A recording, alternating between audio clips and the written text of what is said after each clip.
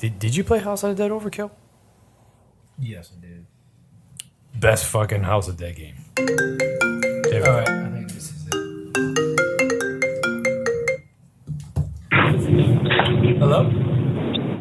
Hi, this is Tom Strange. How you doing? Hey, how's it going, man? This is Seth. I'm the one who's been tweeting you on Twitter and all that. And I don't. Terrific. Nice to talk to you. Yeah, how are you? Are you hearing us okay? I hear you fine. How you hearing me? Yes, I am. What about you? Are you talk, Ryan? What about me? Can you hear Ryan? Brian, I hear Brian. How you doing, Brian? Hey, how's it going, brother? How you doing? Excellent. Now, I'm going to test one more thing with you. If you've listened to some of the episodes, you know we'd like to do drops. So, tell me how you hear this. It kind of sounds like a bird yelling Pepsi. Yeah, it was Harley Quinn yelling Yahtzee. Close enough. Yeah, I'll play around with it, but if it's not working for you, I'll cut it out. Like the problem was, I'm recording now, just so full disclosure. So I typically with these episodes, I just kind of hit record and we go for the Who's Next. Yeah, he's been having a really bad habit of doing that. Yeah, of course I have. But basically, I was looking around for a better hookup. I do mine through an audio interface, and I have 2 condenser mics, typically 3 condenser mics when we have a guest over here, that are hooked up to an audio interface. It's hooked up to Adobe Auditions. That's what I use to do my podcast, do the recording.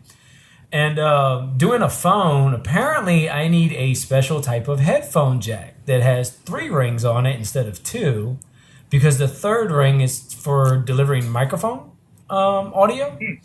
So I wasn't able to get a hold of one, but I'm kind of working with the best I got, and it sounds like everything's going good. I'm getting you in the recording, I believe. So. Well, I Skyped it in, if that makes it any better for you. I'm actually using my Ice Blue microphone, and like I said, I Skyped it all in for you. Hey, that's fine. You're coming up on my feed here. There's no problems. So, again, this is Who's Next podcast. So this is this one. We do, and just for any listeners that might be coming in as well, we do 2 podcasts. We have Who's Next podcast, and this is where we just kind of play games and talk about games or comics or something like that. And, we just do a bunch of little mixed stuff in it. And we have another podcast called Losing Lives. Losing Lives is where we watch movies based off of video games. And we kind of critique it, break it down, and all that. For your pleasure. Yeah. And then we have the cooking show, which is just a YouTube thing that we do. And we just kind of started it. We've got like 3 up right now, I think. Yeah, we have 3. I saw the 3-ring chili dog. I can help you with that, guys. I've owned multiple restaurants, and I've run multiple restaurants. I can help you with this thing. Hey. Can you help with Eric not fucking up? That's a little bit tougher. Yeah. But, so we're just playing around with it. So, it's actually, and I don't mind sharing this, I'm actually looking to do a restaurant of my own. I don't know if exactly restaurant's the right word for it, though, because I'm kind of looking to do more like a gaming lounge, but that serves like food. And I have this kind of idea where people could come in and play games and pay per hour. It's a format there's actually a location that's doing it in New Orleans. They've been doing it for 5-6 years. And a couple of different places like in California and I think in New Jersey and somewhere in Georgia. It's right outside Atlanta. They have these like kind of mixed bars and gaming lounge areas. And I'm looking at they're pretty ubiquitous overseas. If you go over to Germany or Japan, you'll find these gaming lounges all over the place. So, in fact, they're actually franchising opportunities with some of those guys. And they're actually looking at coming to America. I think one was called Meltdown, the Meltdown Bar. And I did look into that. They actually are. You're absolutely right. So it's not as much of a thing down here. So that's what the brand, the Wolf character, and all that stuff is me just building a brand. And hopefully, one day getting to that, So yeah. Well, I used to run the Court of Two Sisters down there in New Orleans. Oh yeah. I haven't really. Yeah, I'm very. Yeah, Yeah, not the fancy Quarter Two Sisters, by the way. The sandwich shop that's on Bourbon Street. I ran that for years. Okay, that's interesting. I actually need to kind of spread my wings a little bit and try a little more diverse restaurants around New Orleans area. Yeah, it hasn't been until recently I've been kind of getting more into cooking and stuff. And really, it's not really me that does much of the cooking. It's actually the other guy, Eric. He's the guy that's like he loves cooking. He's not here with us today, but I definitely if we do another episode down the road, which love to do that with you, I'll get him on and you can talk with him some too. And but he's the guy that's like grew up just cooking, trying different stuff, watching cooking shows, and just doing that kind of thing. And so I look to him for more of the food aspiration. I went to college, UNO, for marketing, business. So I kind of looking at it more as a business aspect. So I'm kind of hoping that the two of us together kind of balance each other out. And then, Ryan and Kevin's an IT guy. And Ryan, I would hope to really take up this whole podcast thing because I would like to see one day this podcast become a revenue stream as well as the whole restaurant concept and all that. So that's kind of the idea. It will be mine. It will be done. All right, everyone, chill. Yeah. Thanks, Arnold. But anyways, so go ahead and why don't you tell us a little bit about yourself and about your podcast. And, just give some of the listeners we have, a little bit more about who you are. There's not much to tell. I was born. Let's see. My name is Thomas Strange. My given name is Thomas Harley Davidson. I actually took the last name Strange when I got married because my wife was not going to become Dr. Harley Davidson. My wife is a PhD in computer science, so now I am literally married to Dr. Strange. I get to have sex with Dr. Strange. That's pretty awesome, right? That is wonderful. Nobody can talk shit. Yeah. It's hard to top that one. And she's wicked cool. She has the entire Doctor Strange origin story as a full sleeve tat. She's awesome. Yeah. Actually, I heard that podcast episode just recently where you talked about that. And I think it was Mike that interviewed your wife a little bit. She was doing some kind of program with girls. I'm trying to remember what the program was about. Was it for like... It's for young lesbians without video cameras. Okay. This is a charity we've been working with for years. Lesbians who are just becoming into their own need video cameras. No, I'm just kidding. She would kill me if she heard that. So make sure it goes on the podcast. We work a lot with women in computer science. It's kind of a passion of ours. Yeah, we get younger girls interested in the computer sciences. There's not really enough women in the STEM fields, which is all the engineering fields and all of that. So, we work really hard to make sure that young girls are shown that, women can become computer scientists. Cool women become computer scientists, and it's a fun, thing to do. Yeah, that's pretty cool. That was a pretty cool thing I heard. That's my daughter loves to play like a lot of Minecraft stuff and loves getting on YouTube and computers. One of the projects I've been wanting to do with her is to build a computer and kind of get her more involved into the, doing computer stuff like that. So I'm hoping one day she takes to it. My younger daughter, I have actually two daughters. Senor Strange. Mm-hmm. So where can I donate these cameras to these hot lesbians? I'm telling you right now, That's right. if you go online to manyvids.com or extralunchmoney.com, I'm sure there are women out there who need your video cameras desperately, and we're here to help. Thank you, Ryan. I appreciate your generosity. Seth, did you write that down? Yeah, I definitely wrote that down. Okay. Like you guys don't know ManyVids or Extra Lunch Money. I might have. All right. So what about the podcast a little bit, man? What's been going on with that? What kind of stuff you do? I know one of the things you say, it's kind of like drunk history with the comic book version. That's right. So every week we take apart either a genre of comic book, a comic book character, or a comic book trope. A couple weeks ago, we did ridiculous super vehicles. Why the hell Superman ever needed a car, we don't friggin' know. But he had one. mostly because there was a good Woman too. Yeah, Wonder Woman had a car. She had a plane. Yeah. She had an invisible jet. Yeah. Invisible jet. Or did she? I believe she was just flying but fucking with people. I think you're right. Yeah. Yeah, I think Wonder Woman was trolling people when it was cool. When it was cool. So you were talking about all these ridiculous cars. Spider-Man had a dune buggy for a while, mostly because it was a good toy crossover. So now Deadpool actually owns the thing. So we talked about all these ridiculous super vehicles. Or sometimes we just take apart a whole character. We just talk about Batman and like our favorite villains, our favorite comic books, our favorite crossovers, stuff like that. Yeah. Well, this is our crossover edition. We've got the comic book guy. He's the special comic book guy with us game heads here, and we're doing a big crossover with this episode today because we're going to talk about comic books video games, that are based off of comic books.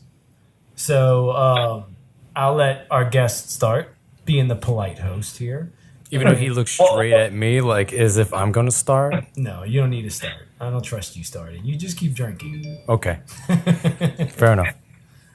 I'm drinking something my wife calls a strange tale, which is the last of 4 bottles of scotch. Can we get him here? Is there a way we can fly him to Louisiana? All Ryan does is bring beer. So we've got Not Your Dad's root beer. That's what we're drinking. So we can both drink. Yeah. Well, that's good. You guys put that directly into your vaginas? Yes, basically. Okay, good. Well, I put it into his, and then he puts it into my asshole. So we kind of mix it up. Yeah, it's like a weird human centipede thing. Yeah, there you go. Yeah. Oh my God, would that work? First, I got to ask, just so you know, for full disclosure, I'm 50 years old. Yeah. So I was on the bleeding edge of video games, making it into comic books, making it into video games. How old are you guys? I'm not there. I'm 29, and I'm 31. There you go. 31. I went to war twice before either of you two were born. Yeah, believe me, where I work at, that's all I get told. It's like, I was trying to get pussy while you were still a sperm. And I'm like, yeah, okay, that's great. Thanks. I work with a lot of people that are older than me in my job. I'm an account manager for a company that exists. But, I hear you. So video games was because video games started becoming a thing in America around the 80s. And then Nintendo really blew up the scene in the 90s. And then we've kind of just evolved into that. And PC gaming's kind of been around since before then, if you want to count PC. But we kind of talk a little more about the consoles. But we do, get into a little bit of PC stuff too. Yeah. But, so what has been your video game experience, if any at all? Well, I love video games. I play video games all the time. I'm a 2-year survivor of World of Warcraft now. Okay. 2 years sober. I got my chip. But I was going to talk about 1979 for you young guys. And I was going to talk about the Atari 2600 Superman game. Does anyone remember playing that? I'm sure you didn't. Nope. I wasn't alive yet. Lay it on me. All right. So in 1979, there was this computer system called the Atari 2600. I had one. And the first video game I remember being based on a superhero was Superman. Okay. And this was a piece of shit. It was the worst video game. It was almost as bad as, and I'm sure you probably know it by reputation, the E.T. video game. Which is widely panned as the worst video game ever made. I was going to say, I wasn't really too familiar with the Superman game, but I am pretty familiar with the Spider-Man game. For Atari? For Atari. That one was actually better, if you can believe it. Really? Yeah. So what was the gameplay with that one? So the gameplay with the Superman game is Lex Luthor had blown up a bridge, and you're trying to stop him from letting all the cars fall into a ravine, as if anyone's stupid enough to keep driving the car. So you have to find the 3 pieces of a bridge, fly it over, reassemble the bridge, and then go defeat Lex Luthor. I would still drive over that bridge while I'm pouring beer into my vagina. Yeah, see, he's trying to save you. I think in real life, You're the guy. Superman wouldn't have no problem, even if he was pouring beer into his vagina, doing that. How is this a challenge? So this game is just as much fun as it sounds. It was a horrible game. You can go and look at it online, some of the gameplay, because some people have recreated it for us. First published in 1979 by John Dunn. It was a horrible game, but it was one of the first ones based on a superhero. So that's the one I. Yeah, it actually sounds better than the Superman 64 when that game came out. It was Superman 64 was actually a game where Superman was going against Lex Luthor, but the whole game took place in virtual reality. So technically speaking, nothing of value happened in that game because the whole game takes place in virtual reality. And I believe it was the excuse of the publishers to try and, because there's a problem with Superman games, right? Because in the game dynamics, typically with games, you fight a lot of enemies. Well, when you're playing with Superman, like if somebody comes with a gun, this is not really going to hurt you unless everybody just has kryptonite, you know?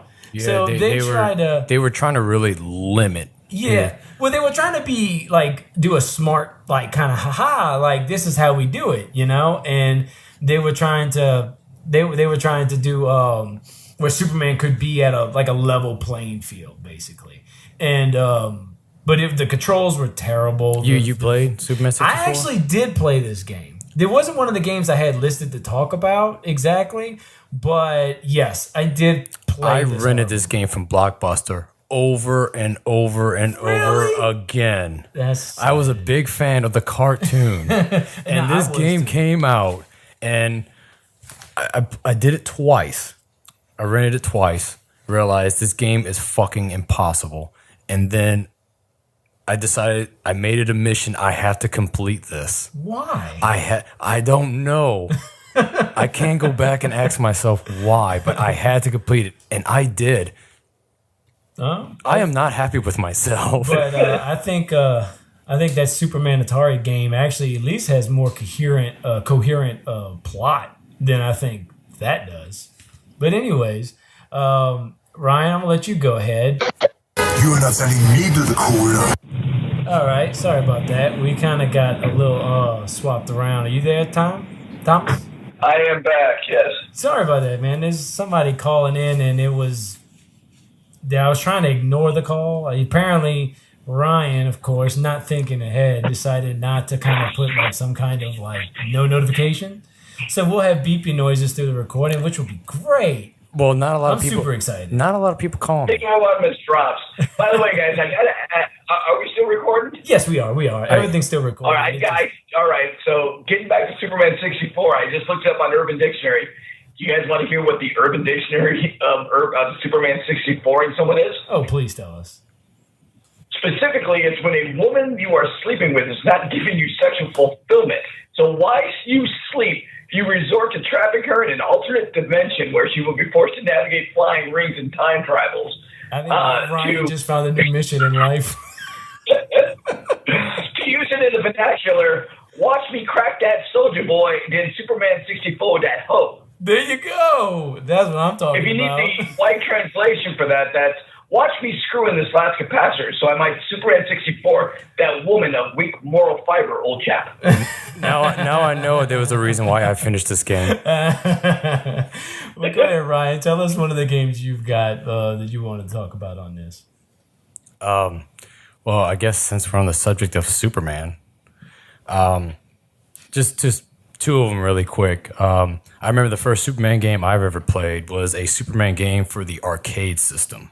Okay. Where it actually had two joysticks. Mm-hmm. It depends where you put the quarter, player 1 or player 2. During the old arcade times where each joystick was a different character. And if you pressed a button on the blue joystick, you got Superman. And the other one, for some reason, was Captain Marvel. Really? Yeah, I don't know why, because everybody picked Superman because the buttons were so damn worn out. Actually, I remember that. I remember that game. It was actually not specifically Captain Marvel. It was just a red Superman and a blue Superman. Really? Well, why? Yeah, I think so. Well, that's. I think you're just high. It's easy for game developers to just kind of change the color. It just makes it to make it look different. That's kind of what they did in Street Fighter with Ryu and Ken, basically. I think with the first Street Fighter, that was just like a side-scrolling beat 'em up before it became an actual fighting game. That they just kind of had Ryu and they just changed the color and made Ken, and then they just ended up becoming these different characters. So, but the other one is actually based on a story arc from Superman comics. Okay, which is at the time, which was vastly popular, the Life and Death of Superman for Super Nintendo. Okay. Where you pretty much start off as Superman in the very first level, kick the shit out of everybody on the screen until you fought Doomsday at the end. You beat him, but your character dies. And you can pick through any of the 4 Supermen throughout the rest of the game. Oh, you mean like Steel and those guys? Yeah, Steel, Superboy, Cyborg Superman, and the Eradicator. Nice. I've got one. I'm gonna change it up to one of my favorite characters. Okay. Punisher. So, Punisher had a game for the PS2 back in 2005, and actually, it was a game that almost got rated AO, which if you don't know, like basically if you get rated adult, like AO, it's basically like a death sentence for the video game. But it was because most games is for sex. You know, they're rated AO for like graphic sexual things like that. But Punisher, of course, Punisher wasn't banging. He was violent, and you were torturing people. Like, basically what Punisher does in the comics. So, and actually what was interesting about this game is the storyline was actually written by Garth Ennis for this game. But the game took a little bit of the movie, the 2004 film, as well as Volume 4 of 2000 and Volume 5 of 2001 of the comics. It kind of followed a lot of the War Journal storyline for Punisher. And Thomas Jane actually reprised and did the voice. Yeah, I do remember that because for the Punisher. I had bought the game on clearance when one of the video stores was going down. Yeah. And after playing through that game multiple times, I kind of realized, wow, I can earn more points torturing these fuckers than just shooting them. Yeah. But that was... Yeah, Go ahead. wasn't there like one scene where you could stick a guy's head in a piranha tank? I remember this game. Yes, there was something like that. You can stick their head to like, I think like a buzzsaw. You can put them in piranhas. You can like shoot cars that are one on of a lift and they drop down and smash them. One of them, he knocks him over a table, and then there's like this, it's like a knife display on the top, and you shake it. One was an electric chair. One of them in the jungle where you shake a man at a snake. And you also did some team ups in this game with Iron Man, Nick Fury, Black Widow, and Matt Murdock actually made an appearance in here. I think like as his lawyer. I don't think they keep him out in the outfit. And you never really teamed up with Iron Man. He just pops up at the end and then because he's in Stark Tower. Yeah, he's like, did they steal anything? He's like, I think so, sir. He goes, I need a drink. Yeah. I was like, that's Iron Man. He nailed it. Yeah. That's our Tony. There you go. Since you like Punisher games so much, did you play the one for the arcade? No, but that was basically like a not a first person shooter, but it was side scrolling beat 'em up. Yeah. Awesome. Yeah. Yeah. I didn't play that one. You can play either the Punisher or Nick Fury. And I don't know why I didn't do it, but if you played the Punisher, which of course you can use knives, pipes, guns, all kinds of shit. But at the end, all the bosses were like 2 times the size of the character. But for some reason, every time you complete the level, for some reason, Frank Castle would do a loud grunt, and he would do a low kick sweep Every time you complete the level. Like, he got so damn excited, he had to do a kick sweep. There you go. He'd be like, yeah! That's what I do. Roadhouse. Yeah, exactly. After I put beer in my vagina, I do a roadhouse kick. Right there, just like that. A low sweep just like that? Exactly like that. That's how I end my day. As long as we're talking about Punisher video games, you guys mind if I go back in time again? Sure. Let's do it. All right. The Punisher 1990, developed by Beamsoft Software, by Marvel Comics, and this was an NES rail shooter, and it was put out by Chrome Studios in Melbourne. Do you guys remember this? Isn't this the one where you see the back of the Punisher, and you go That's side exactly to side? it. I played that one. That's exactly it. Yep. That was a great game, and this is exciting for me. Back in the day, we used to have this thing called Blockbuster. You children don't remember this. Actually, but this is your old sir. I do remember. I'm not that young. Well, this was the first video game I ever rented for 2 days that I ever beat, and I was so excited my boner just went away yesterday from it. Oh, man. Well, I'm telling you, I was...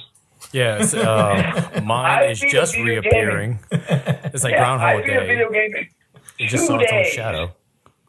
Yeah, and I was like, holy shit, I don't have to fucking ever rent this game again. I beat the Punisher. There you go. And it was so satisfying. It was fattening. It was so satisfying.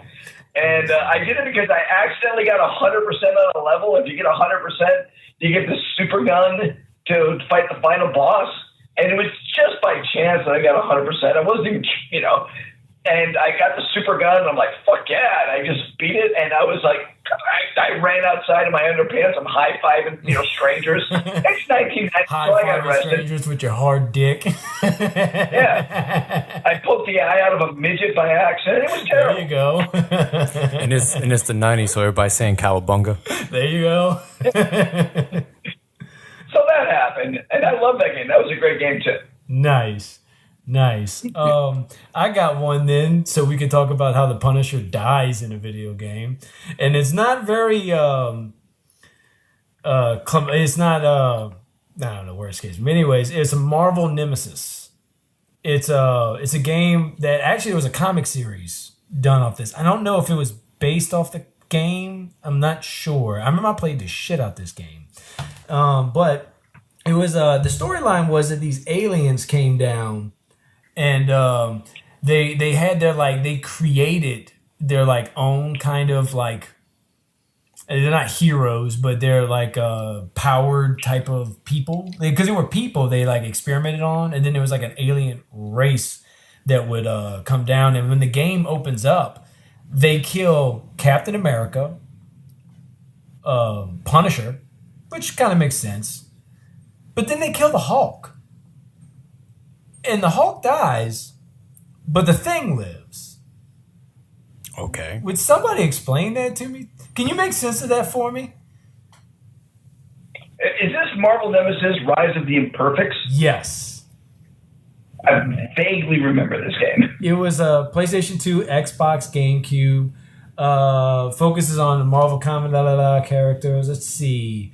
It pictures the Marvel heroes and villains. They kind of almost working together a little bit. It was kind of like a fighting game. They tried to focus a little more on that, on the versus aspect of it, but there was an actual storyline that you kind of did, and you would play as each character, and it had the potential to be a great game because you would play as these different characters in different levels, but the gameplay was kind of shitty, and the story got kind of convoluted towards the end of it. And then things just didn't make sense. Your surviving heroes are people like Daredevil, Elektra, The Thing, Spider-Man, Wolverine, which that makes some more sense. But the Hulk is dead. And then he died by an alien just shooting him, and then a bunch of rocks fell on top of him.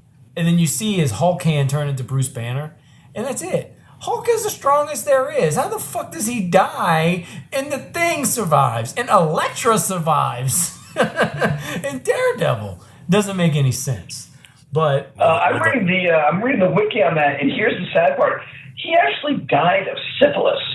It was just a coincidence that's when the rocks fell on him. Oh, thank you for bringing some light to that. I'm glad. That makes more sense. I'm glad we had that. Seth, man, we need to be looking out for rocks. So is this syphilis? Is this the ultimate Marvel version then, where Hulk was? Oh, I'm sorry. I'm sorry. Huh? I was reading a fanfic. I'm sorry. This might not be right. But it would make sense if it was the ultimate Hulk, because I think in that one where it's Wolverine, there's a nice shot of him with like a whole bunch of girls just like laying around, and Hulk's just big pimping around. Oh, that is that when the Hulk used that public toilet seat, and that's how he got the syphilis. That's probably how. Probably. Yeah, maybe. That was actually the Impossible Man disguised as a toilet seat. Oh man! That son of a bitch! We should have known. Yeah, that sounds about right. You got another one for us, Brian? Brian? On a toilet and it makes a popping noise. I'm sorry, Senor Strange. What you said? I'm sorry. I'm saying if the Impossible Man's turning into a toilet seat, there'll be that telltale popping sound. So just watch out for that. Jeez. I know. Did you play Spawn Eternal? I know Spawn is one of your favorite characters. I played all the Spawn games. Yeah, all of them. Because I was a huge Spawn fan. So I played the one for Super Nintendo, which was a side-scroller platforming kind of game. Yeah. Spawn Eternal was actually the very first game I've ever played on the PlayStation console when it came out. That sucks, dude. Tell that to me when I first fucking got a PlayStation, okay? And I love this job. Yeah. I had such high hopes for it. Yeah. I saw some of the gameplay for it. It was pretty cool. God, it was bad. Did it have any storyline to it? Because it didn't look like it did.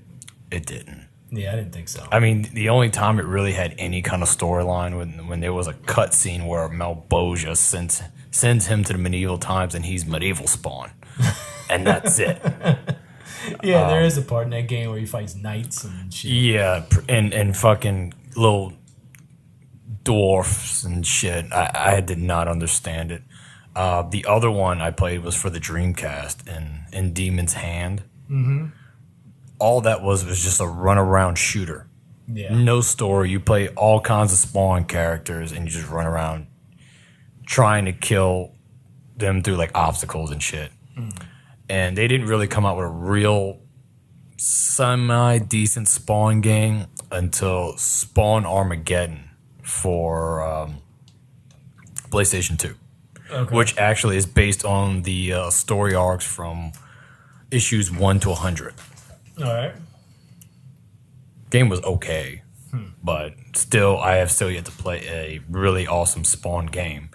But then Spawn have been featured in Soul Calibur 2 for the Xbox version. Mm-hmm. I remember that. There are still talks of having him in the Mortal Kombat universe. Well, I heard that there was rumors about him popping up in the Injustice 2. What's your familiarity with Spawn, Mr. Strange? Well, Spawn's one of the great first independent characters to come out, off of the Marvel and the DC brands. Valiant, correct? Am I correct on that? I forget. Image. Thank you very much. And he wasn't one of my favorites. I wish Josh was on this line, because it's one of my buddy Josh's favorites of all time. Yeah. I thought Spawn was a great idea of a character. The more he uses his power, the closer he gets to going back to hell. Mm-hmm. Great idea for a character. I just don't think they ever fleshed his universe out as much as they needed to be. Plus, the clown character was poorly portrayed in the movie. Oh, God. Very. Sorry to bring that up, but yeah, that guy. I mean, I can't really speak for the 90s, but I guess at the time, John Leguizamo was one of the biggest comedians at the time-ish. I think we just wanted to see a movie where Luigi became the clown killer. Somebody had to take him down a peg or two. He had to wear like 4 fat suits for that. Yeah, I'm not surprised. He couldn't just put on a fat suit for that. He had to put a fat suit on a fat suit. And they hated him so much they made him actually take a bite of a pizza filled with maggots. Really? He actually had to take a bite of it. That was actual That's maggots. in the wiki. I read that. Yeah. Oh wow. That's interesting. I like to think he enjoyed it. Well, to kind of break down this topic a little more, I think I want to present it to Mr. Strange with us here today. What is your opinion, or what do you think about the video game medium as a way of storytelling compared to movies and compared to comics? And just to kind of put in that, Marvel is about to do a big push with getting more of their properties out in quality video games.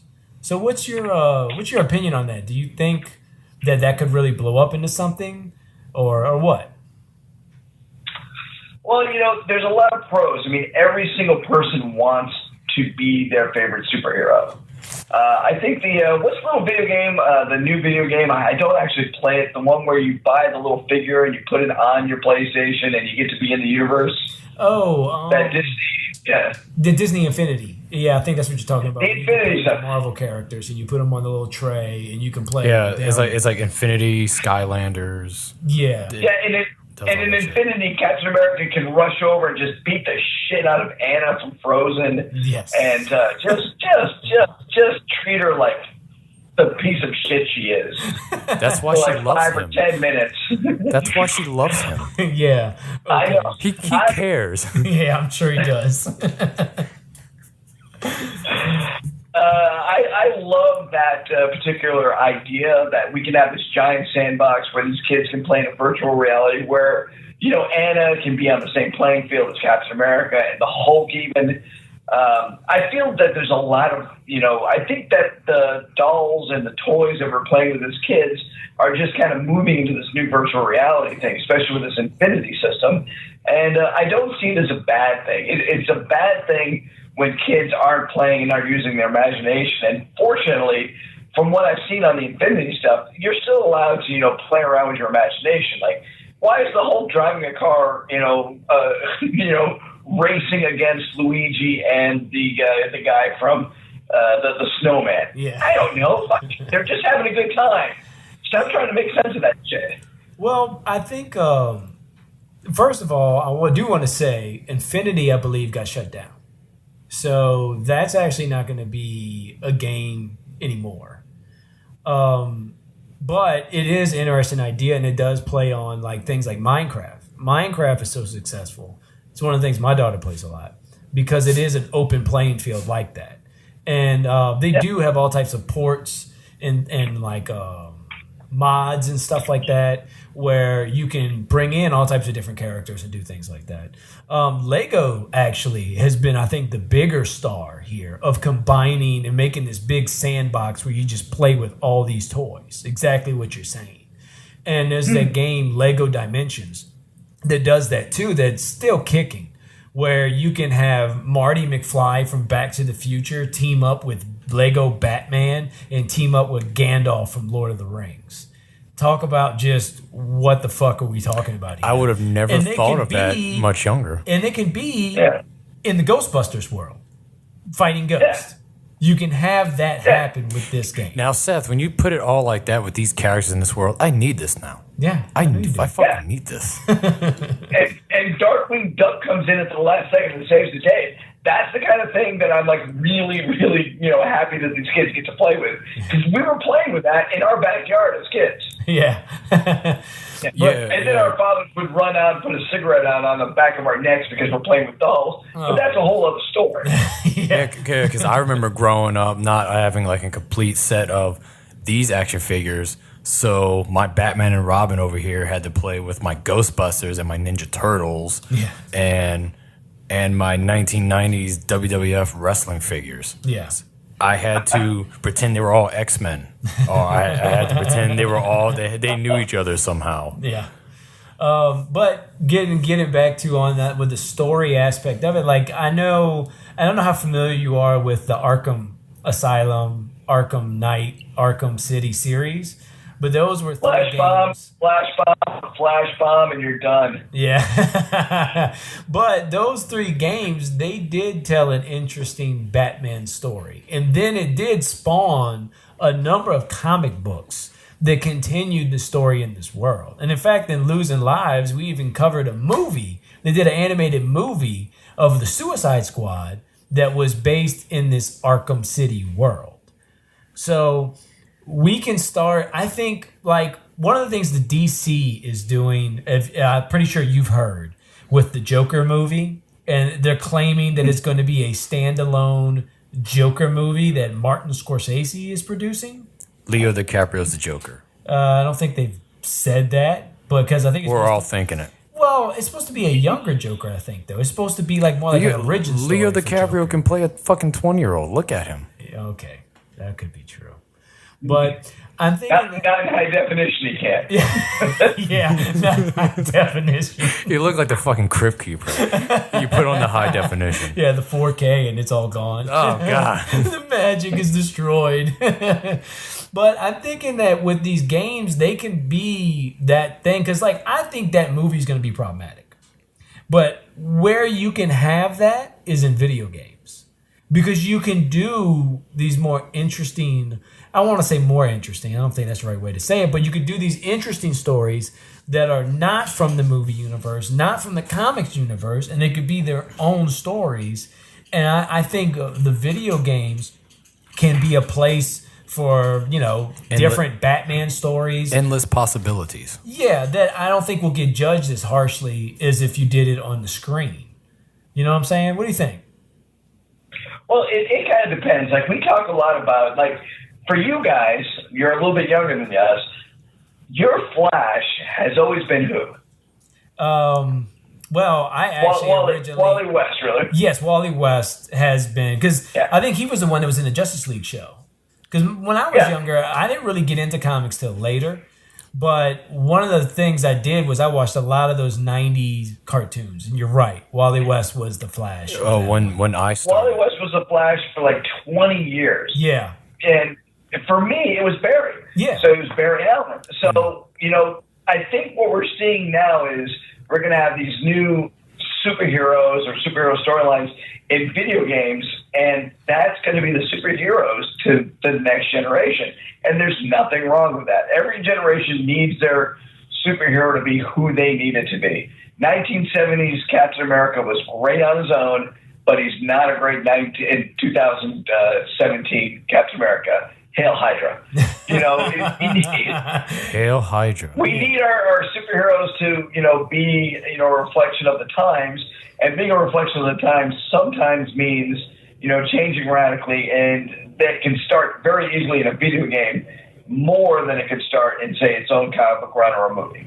Yeah, I'm wondering if DC is going to be late to the game again because, you know, DC has put out Batman and the Injustice series. And, like, I'm big fans of both of those. But, like, Marvel has straight up came out and said, look, we're focusing on gaming now. We're going to take this seriously.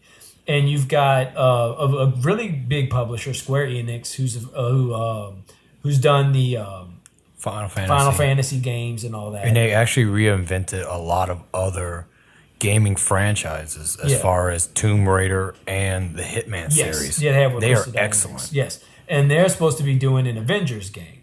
You've got Insomniac, who's doing a Spider-Man game that's coming out to PlayStation 4. And Insomniac is a really good game developer. They did that Sunset Overdrive for Xbox One, and that game was pretty amazing. It got slept on. It didn't do as well, but I'm thinking the Spider-Man game is going to pay off in a big way. You have Guardians of the Galaxy now. They're doing... Telltale? Yes, and they're doing a game with the Guardians of the Galaxy like that. And it won't be soon until we start seeing more. I mean, there's another Marvel versus Capcom coming out, too. So all those things, like... I think gaming is definitely going to get, as long as they do these games good, I think we're going to see the rise of comics in games, and I think we'll see it in a good way. And I think that games, I think is a great medium for storytelling because you can really play through the story and be that character, and it kind of makes it interesting. Not to say that comics aren't bad. I mean, comics are great. I read comics. I love comics. And the movies, I don't think they're going anywhere anytime soon. But I don't know. Maybe DC might destroy that. I mean, if they don't get their shit together. Well, Wonder Woman, I heard, was pretty amazing. Yeah, it was. I really enjoyed that. So that's Wonder Woman was terrific. Yes, that's putting their best foot forward. Mm-hmm. I hope Justice League is good, at least good.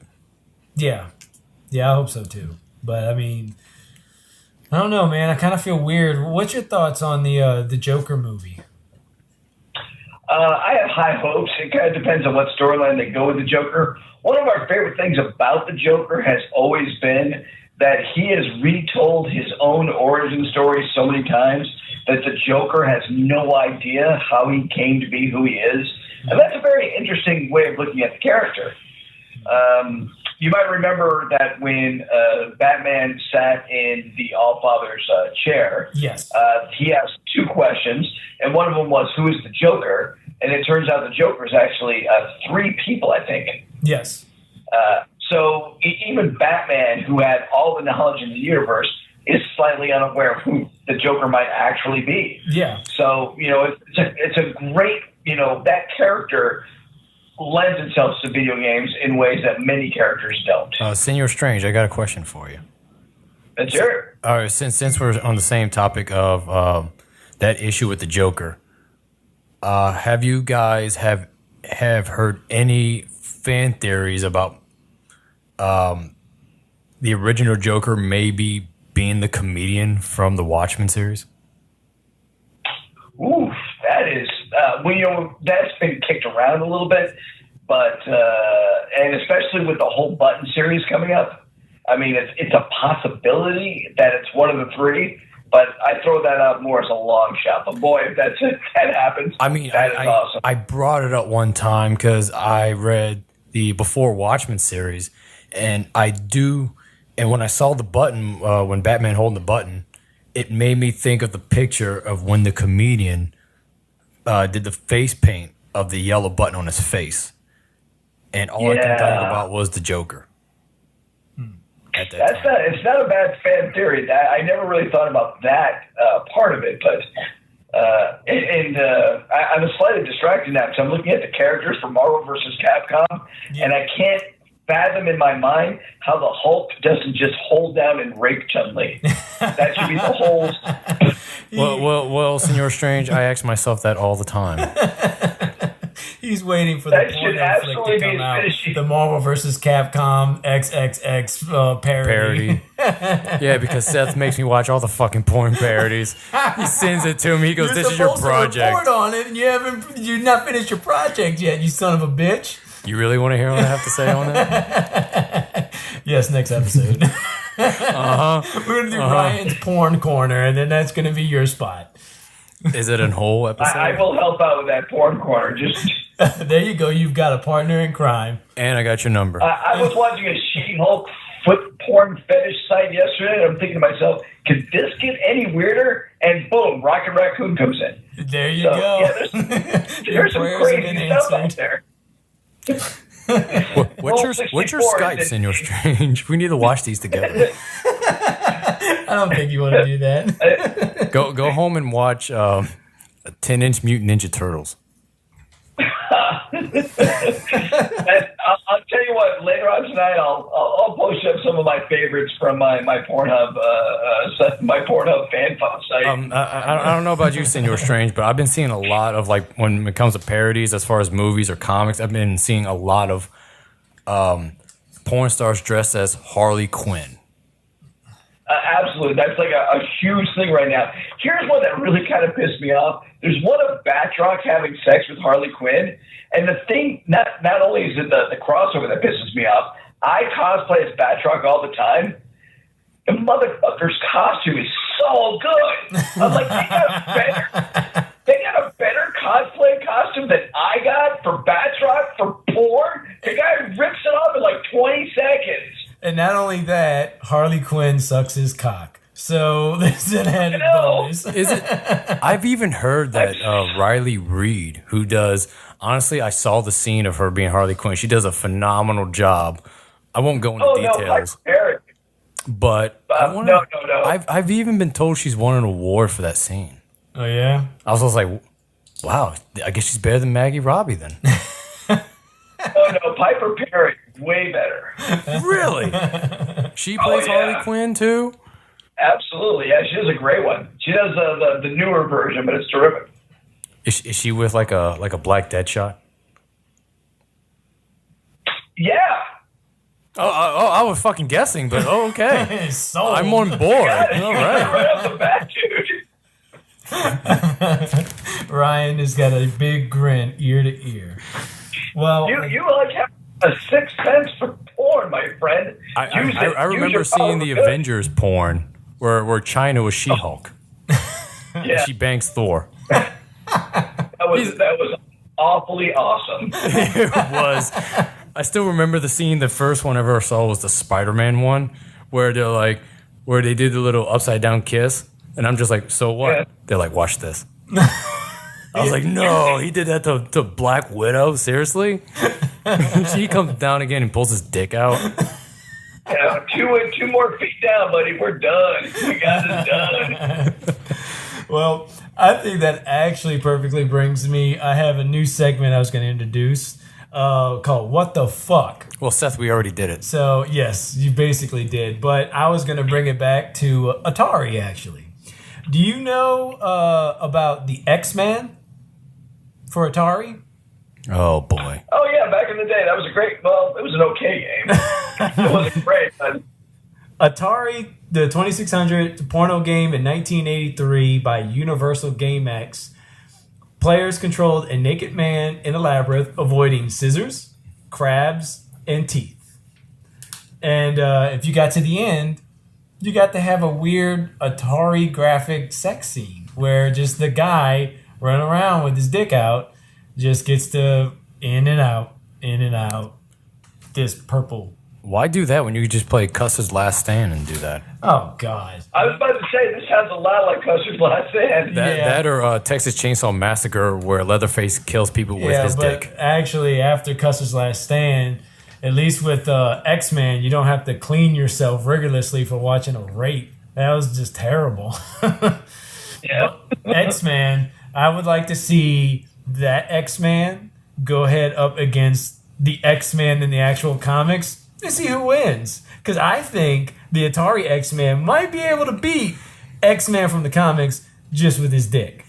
I seriously think if they fought, I think the X-Men would have a group meeting, and then that X-Men would actually have to join the team. You're on the blue team. Since X-Men lost, he's on the yellow team. I don't want to be on the blue team. I saw what happens to the blue team.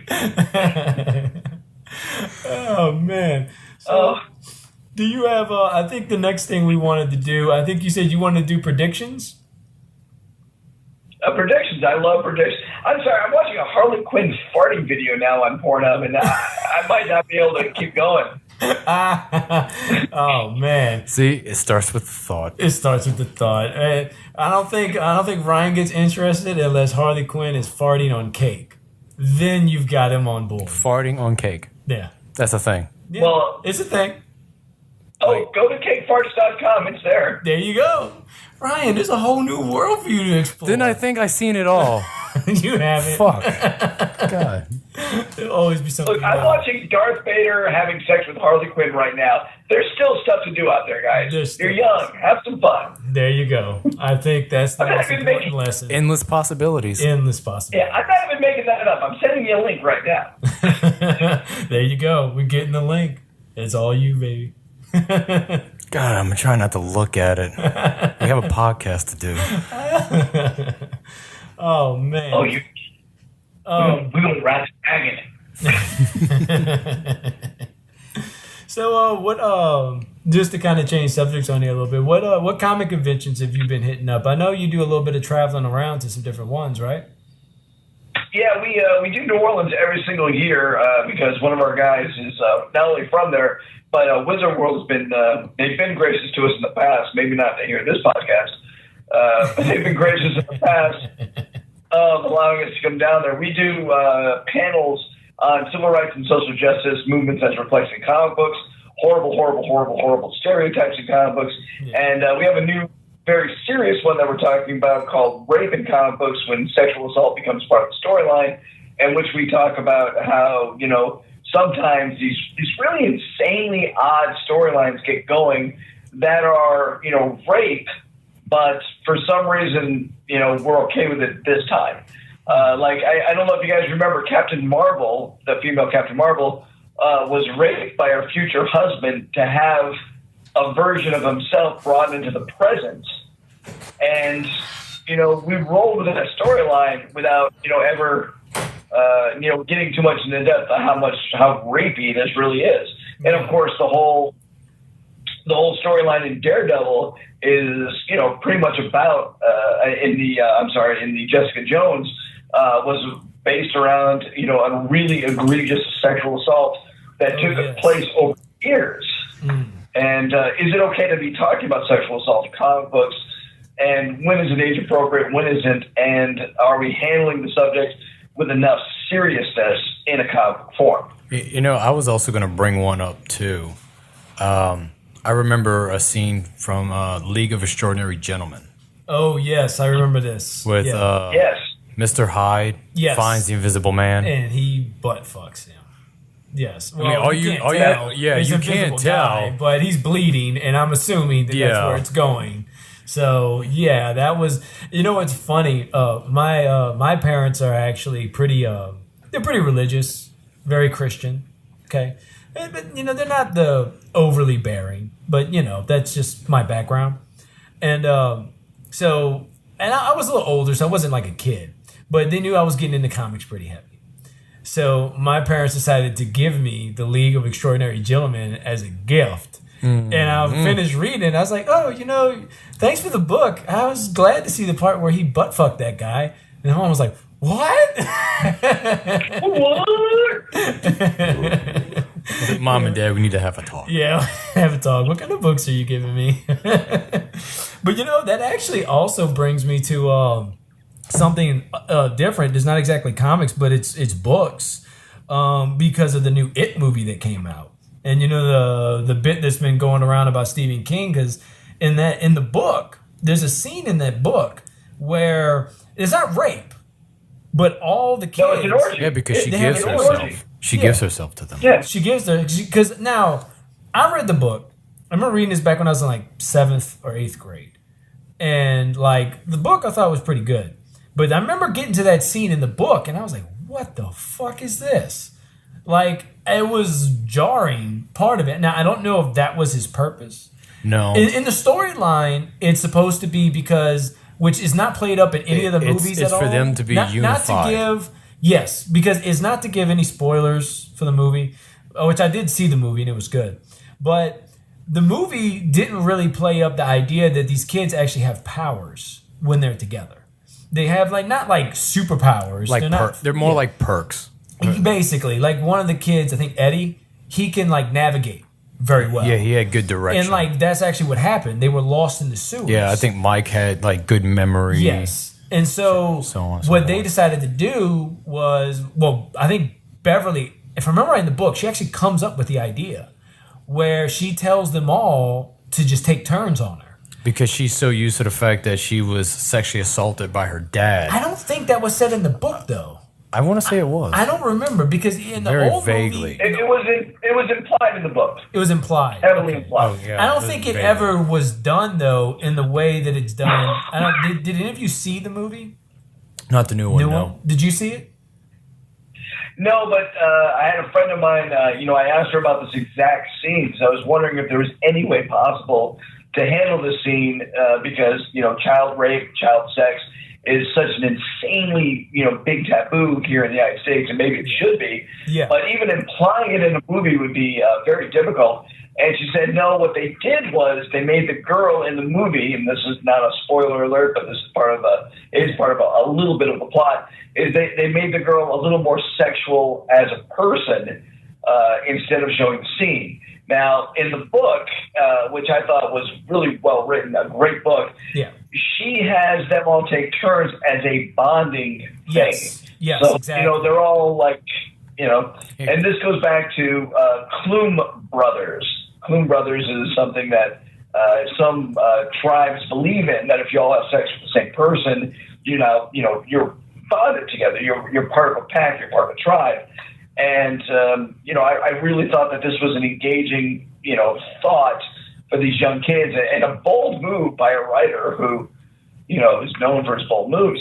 So, I really liked it. But then to just make her, a sexual being kind of takes away from all of the catharsis that was initially created by having them have sex together. I remember reading an interview about Stephen King talking about that scene, and he said that when he wrote it back in, was it 86?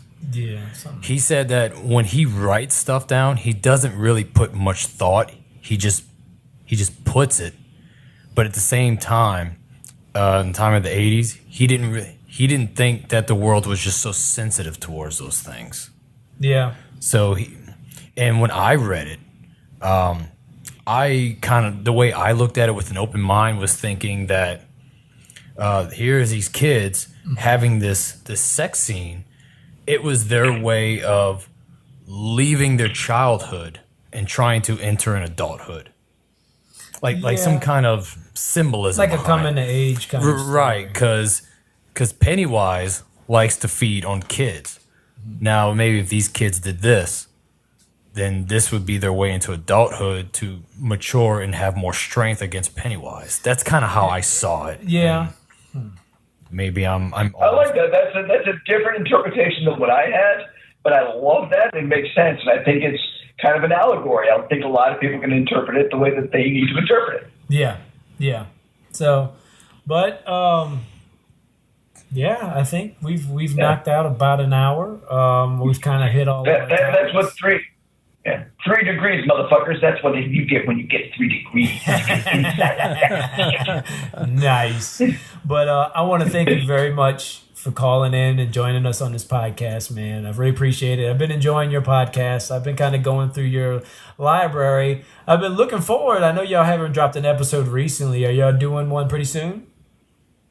Very soon, as a matter of fact. One of the guys, I'm not telling you which one because he likes to keep this secret, is a government agent, and he's been on this really big bust. So we've actually had to take a little bit of a break on this, and I've really just been watching a lot of porn. Well, that's what your next episode needs to be. You do that one, and then you need to do one about the question for me. I'm looking forward to y'all doing one about the question. You know what? We should do the question. We did the question. Okay, what episode is it? Because I'm going to go back and find it. Oh, we didn't actually do a whole one on the question. We did one on distaff characters. You know what a distaff character is? No. See, motherfucker, that's why you don't have 3 degrees. You tell So distaff characters are characters that have gone from a male to a female persona.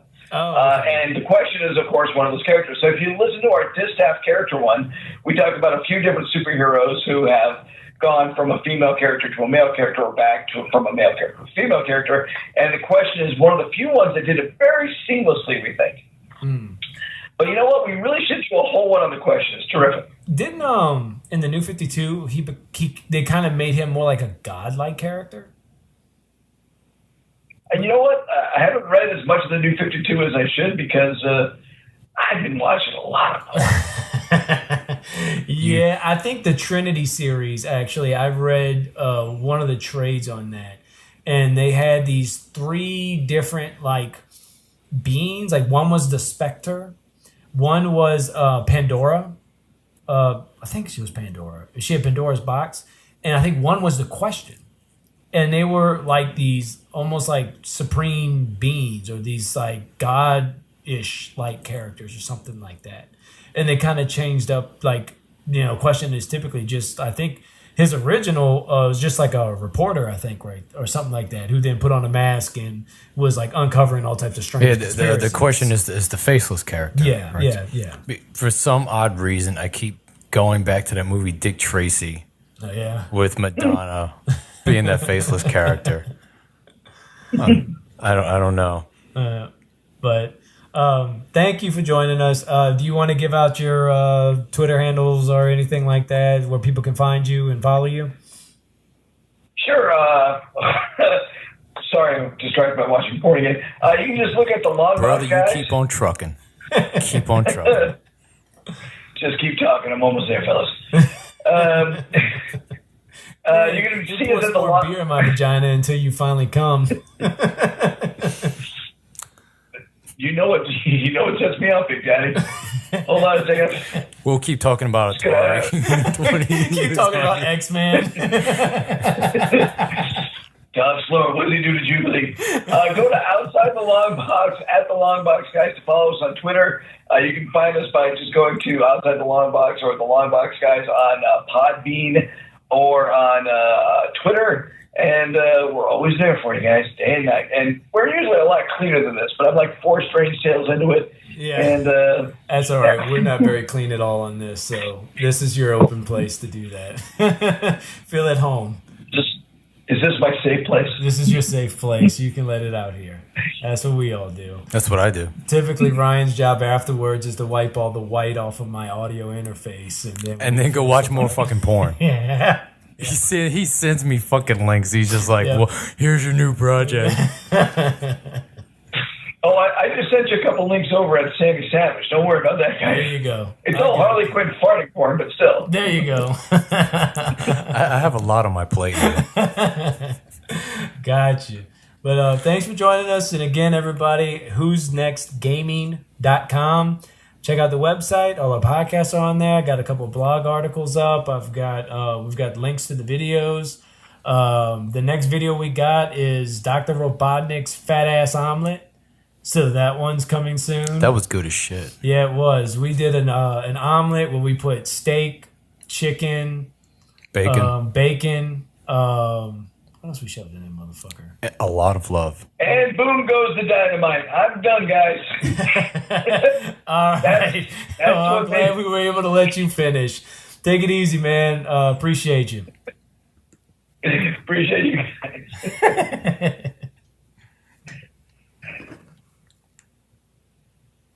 I need a towel. You're still on. Yeah. Year or two. If you guys ever have another show where you're doing comic books or anything like that, just feel free to give us a shout out. Yeah, because I think we're starting to do that more now than just video games. Yeah, and I'm definitely going to have a better audio setup too. So I should be able to have these drops a little more seamlessly.